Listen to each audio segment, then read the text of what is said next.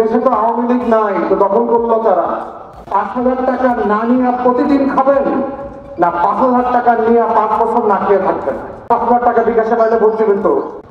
এই চোরদেরকে যদি আপনারা আবার ভোট দেন, ভারত থেকে আসছে লোকজন, আসমান থেকে আসছে ফেরেশতারা, শোডাউন করতেছে না মোটরসাইকেল 100-200 নিয়ে, এরপর আপনার গমের টাকাটা চুরি হবে, আপনি গরিবই থাকবেন।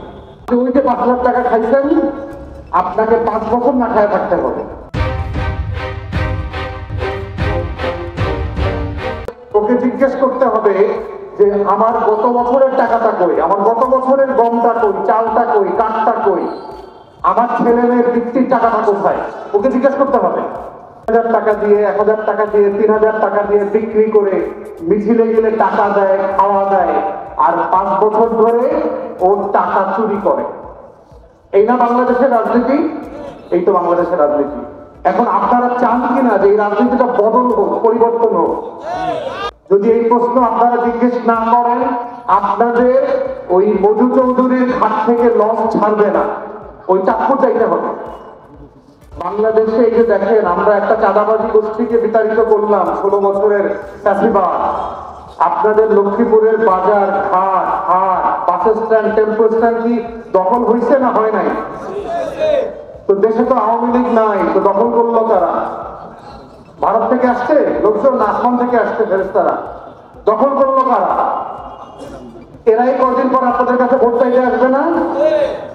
এরাই তো আপনাদের সামনে বড় বড় মিছিল করে না, বড় বড় শোডাউন করতেছে না মোটরসাইকেল 100-200 নিয়ে? এই চোরদেরকে যদি আপনারা আবার ভোট দেন, টেম্পো স্ট্যান্ড দখল হয়েছে, বাস স্ট্যান্ড দখল হয়েছে, হাট ঘাট মাঠ সব দখল হয়েছে, এরপর আপনার টাকাটা দখল হবে, আপনার ছেলেমেয়ের বৃত্তির টাকাটা দখল হবে, এরপর আপনার গমের টাকাটা চুরি হবে, আপনি গরিবই থাকবেন। আপনি ওই যে 5,000 টাকা খাইছেন, আপনাকে 5 বছর না খায় থাকতে হবে। আপনারা যদি এই প্রশ্নগুলো জিজ্ঞেস না করেন, তাহলে আপনার এখানে ভালো হাসপাতাল হবে না। আপনারা যদি এটা জিজ্ঞেস না করেন, আপনার ছেলেমেয়েরা বেকার থাকবে, চাঁদাবাজি করবে, ড্রাগের ব্যবসা করবে, মাদক ব্যবসা করবে। এখন এটা আপনাদের সিদ্ধান্ত যে আপনারা কি 5,000 টাকা না নিয়ে প্রতিদিন খাবেন, না 5,000 টাকা নিয়ে 5 বছর না খেয়ে থাকবেন। এটা আপনাদের বিষয়, এটা আপনাদের চয়েস।